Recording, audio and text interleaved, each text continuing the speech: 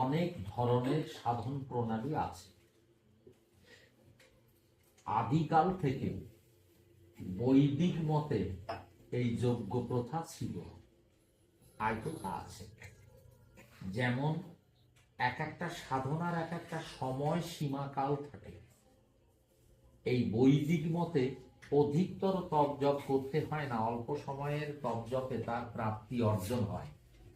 যেমন এই গাছটা যদি আমরা ফাঁকায় ফেলে নষ্ট করতে চাই, তাহলে কিন্তু অনেকদিন সময় লাগবে নষ্ট হতে। কিন্তু একে যদি আমরা আগুনে পোড়াই, অধিকতর সময় লাগবে কি, অল্প সময়ের মধ্যে এটা করবে। ঠিক সাধনার পথেও বৈদিক মতে এই যজ্ঞ প্রথা অল্প সময়ের সাধনায় তার সফলতা হল। আজও তার সময় সীমা, সাধনা, পূর্ণতা সবই রয়ে গেছে, শুধু সময়ের তালে কিছু পরিবর্তন ঘটেছে। কারণ প্রত্যেকটা সময়ে কিছু জ্ঞানী বুদ্ধিমান ব্যক্তির আবির্ভাব হয় প্রতি যুগে প্রতি কালে। তারা জগতে নিজস্ব প্রাধান্য বিস্তার করতে, নিজস্ব প্রভাব বিস্তার করতে নিজস্ব মতবাদ পোষণ করে। সেই মতবাদ অনেক সময় অনেকে এমন ভাবে মতবাদ পোষণ করে, তা দেখা যায় অনেক মানুষের প্রিয়তা অর্জন করে, প্রিয়তা লাভ করে।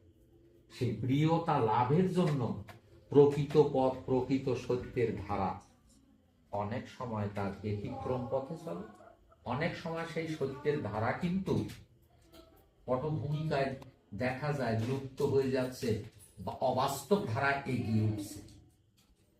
তার প্রমাণস্বরূপ আমি বলি, এই যজ্ঞের দেখবা লঙ্কা ব্যবহার হয়, লঙ্কা দেওয়া হচ্ছে। এমনি তুমি একটা উনুনে লঙ্কা দেওয়া গন্ধ সহ্য করতে পারবা, কিন্তু যজ্ঞেতে কেজি কেজি বস্তা বস্তা লঙ্কা দিলেও তার গন্ধ কিন্তু আত্মপ্রকাশ হয় না। আর বাস্তবে কিন্তু কোনো মেডিসিন নেই, কোনো কেমিক্যাল নেই, কিন্তু গন্ধটা থাকছে না, দাও দাও করে লঙ্কাটা তুলে দিচ্ছে। এটা গেল শুধু লঙ্কার কথা নয়, অনেক অসম্ভব্য দিকগুলো যজ্ঞ দ্বারা সম্ভব করা যায়। এবং এই যজ্ঞের সাধন প্রণালী থাকে কেবলমাত্র দেবতাদের উপরে, যোগী ঋষিদের উপরে কিন্তু সাধন প্রণালী থাকে না। তাদের কাছে কৃপা চাওয়া হয়, মহাপুরুষদের কাছে কৃপা চাওয়া হয়, তাদের কাছে আশীর্বাদ চাওয়া হয়। আর সাধনা করা হয় কিন্তু দেবদেবীর। দেবদেবীর যে সাধনা করা হয় তার একটা পূর্ণতা পাওয়া যায়। এই পূর্ণতাটাই সফলতা।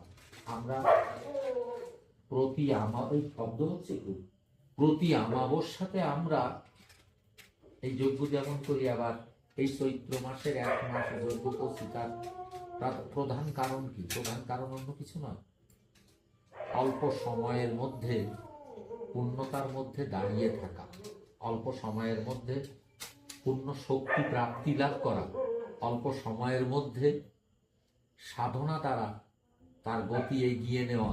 যেমন আমি এই যোগ্য সাধকদের কিছু কিছু ব্যক্তির কথা একটু বলছি। যেমন তোমরা অনেকে নাম শুনেছ তৈলঙ্গ গোস্বামী। এই সাধনার পথে থেকে উনি 450 বছর বেঁচে ছিলেন। দ্বিতীয় ব্যক্তি তোমরা অনেকেই নাম জানো, লোকনাথ বাবা।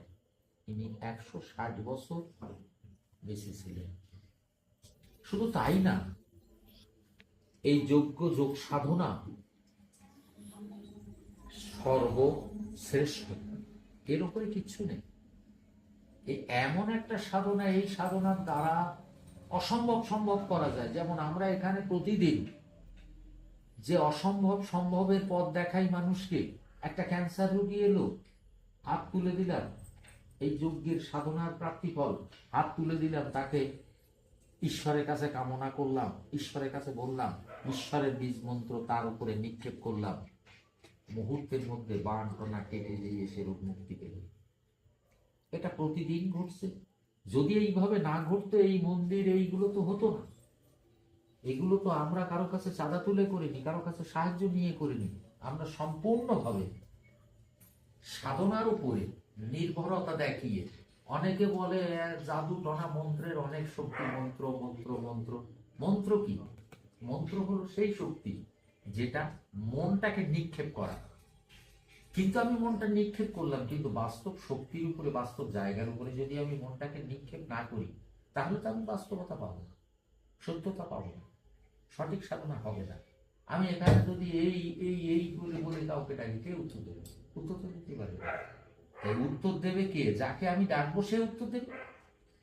ঈশ্বরের পথেও ঠিক তাই, আমি যাকে ঠিক সঠিক যদি নাম ধরে ডাকতে পারি, সঠিকভাবে যদি তার পথে আমি আমাকে নিবেদন করতে পারি, তাহলে কিন্তু আমরা ঈশ্বরকে অবশ্যই পাবো, তার প্রাপ্তি শক্তি অবশ্যই লাভ করতে পারবো। আজকে এখানে সন্তানের জন্য 2-3 জন এসছে, প্রত্যেক যজ্ঞে 2 জন 3 জন 5 জন 10 জন থাকে, কোনো যজ্ঞে বাদ যায় না। কিন্তু দেখা যায় আমি 10 জনকে কলা দিয়েছি, যজ্ঞের আশীর্বাদী তৈরি করে মায়ের কাছে কামনা করে দিয়েছি।